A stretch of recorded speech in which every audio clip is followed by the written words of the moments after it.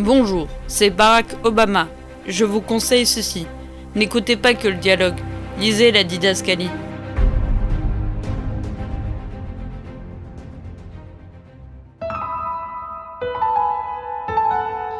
Là, je la retourne. Bang, bang, partout. Ça a claqué. Je l'ai travaillé au corps. Ah, merde, pardon. Alors, je crois qu'on attend ma chronique. Bon, bah, je te rappelle. Et je finis de te dire comment bien préparer la viande. On fait ça, Roger? Allez, bisous. Bisous, Roger. Ciao.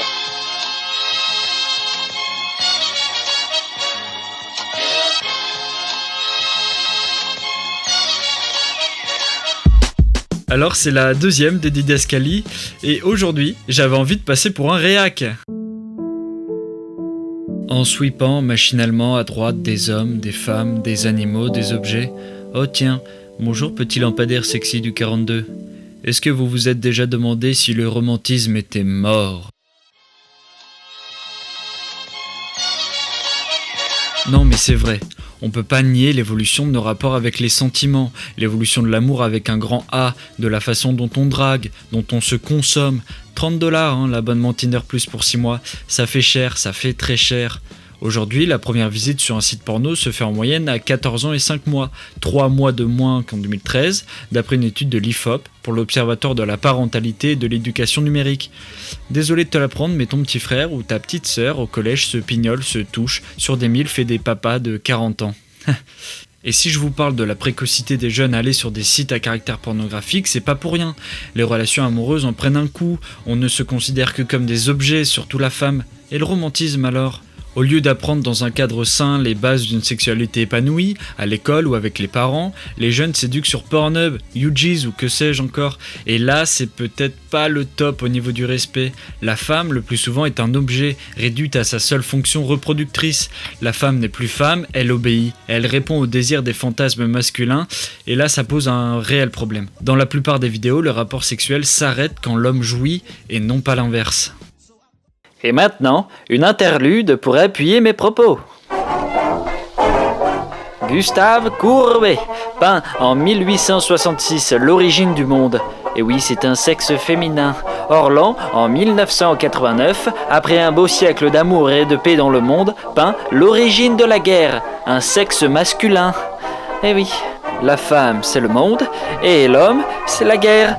À méditer. Bref. C'est peut-être un problème que les plus jeunes d'entre nous arrivent sur le marché des désirs avec comme seule image celle véhiculée par les productions pornographiques. Le fait est que beaucoup de jeunes au début se prennent pour Rocco Siffredi. Ah mais si, vous savez, l'homme au bras de 30 cm. Et quand on se prend pour Rocco Siffredi, c'est pas la même qu'en vrai.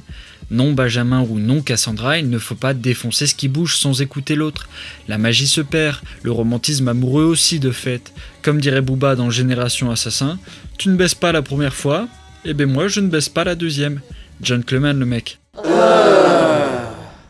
Où sont passés les Clark Gable et les Vivian Leigh dans Autant n'emporte le vent? Où sont passés les Richard Gere et les Julia Roberts dans Pretty Woman? Et puis le couple ultime, plus proche de nous peut-être, comme dans La piscine de 1969 avec Alain mais seulement de loin et Romy Schneider. Je suis un nostalgique de l'amour, j'en ai marre de lire Beck BD et Anna Gavalda.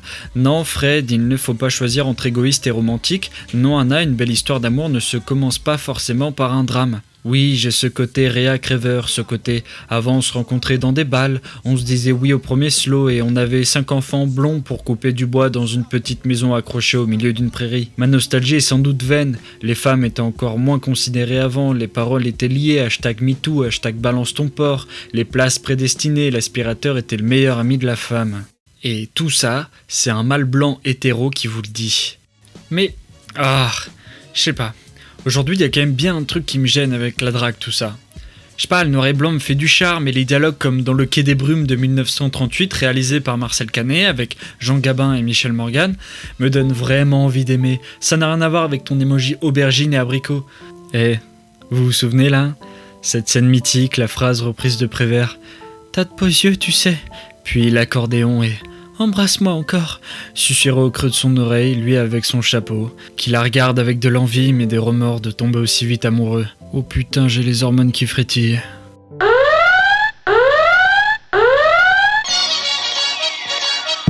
Bon, je vous la mets là sur YouTube, c'est un podcast, mais je suis obligé. Ladies and gentlemen, please, welcome, le couple le plus romantique, et moi qui adore, s'il vous plaît, le Quai des Brumes. T'as de beaux yeux, tu sais. Embrassez-moi.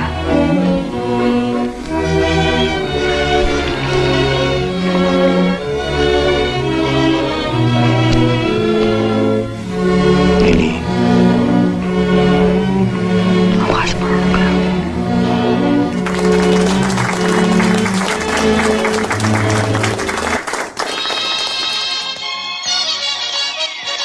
Vous voyez pourquoi je me pose la question, le romantisme est-il mort ? Je le fantasme, ce romantisme. Il était magnifique et peut-être que face à cet amour 2.0 pour lequel les codes ne me parlent pas, je me couvre de nostalgie. De l'amour d'avant, de papy et mamie qui s'embrassent à plein dentier encore à 60 ans de mariage malgré leurs 2 moustaches respectives. Imaginez, déjà en 1930, ils devaient se dire « Les gars, le romantisme au Moyen-Âge, on n'a pas fait mieux. C'est pas un accordéon et un baiser volé au coin d'un quai de gare qui me fait rêver. » Aujourd'hui, ce qui est d'autant plus gênant, c'est que la société, le système dans lequel on vit est hyper individualiste. De fait, le sentiment amoureux est délaissé, consommé rapidement comme on consomme un coca, glou-glou l'amour, et après un petit rot et au revoir l'amour. Tenez, je me suis renseigné, il y a un sociologue, Jean-Claude Kaufmann, qui indique que le romantisme est un sentiment super démodé. Dans notre société, basée sur le plaisir et la maîtrise, un sentiment qui abandonne toute idée de contrôle, qui laisse place à une frustration saine, mais une frustration quand même, le romantisme est has-been. Alors que le romantisme, lui, laisse place à un amour fou, sans concession, créant des déchirements, une dépendance à l'autre, des sourires béats. On aime, oui, on veut l'amour, oui, nous dit-il, mais on ne veut pas souffrir. Peut-être une réaction protectrice à l'amour rapide. Jean-Claude Kaufmann, notre Raïs à nous, s'appuie sur 2 tendances actuelles pour étayer son propos. Le fameux sex friend, l'ami sexuel, bonjour on baisse puis au revoir à la prochaine, et la multiplicité des sites de rencontres, chercher un partenaire en fonction de ses critères, hashtag élite rencontre, hashtag ne choisissez que le meilleur, hashtag mais merde l'endogamie les gars ça pue la merde. Il conclut en affirmant que l'on est bien loin de l'idéal d'amour absolu. Plus personne ne prend des risques, tout le monde reste dans sa zone de confort plutôt que d'affronter les dangers d'un amour fou et les différences d'un autre être humain. Ouais, y a de quoi être nostalgique quand même, non ? N'est-ce pas, Yann Moix ? Vous avez reconnu la chanson ? Oui, 2e interlude. Bonjour, moi c'est Yann Moix et je me décerne un Moix d'or pour ma phrase qui pue la misogynie et qui tue le romantisme dans l'œuf. À 50 ans, je suis incapable d'aimer une femme de 50 ans. Je trouve ça trop vieux. Je préfère le corps des femmes jeunes parce que le corps d'une femme de 50 ans n'est pas extraordinaire du tout. Yes! RIP les sentiments, RIP la folie, le « Viens, on se jette en haut d'une falaise, on oublie ce monde et on se crache à 2, qu'importe l'atterrissage pourvu que l'on vole ne serait-ce que 2 secondes ». Le romantisme subsiste, oui, il y a encore des belles paroles et si aujourd'hui l'on met sur le même piédestal un SMS bien écrit et les poèmes déchaînés entre Rimbaud, Verlaine et Baudelaire, les romantiques s'adaptent.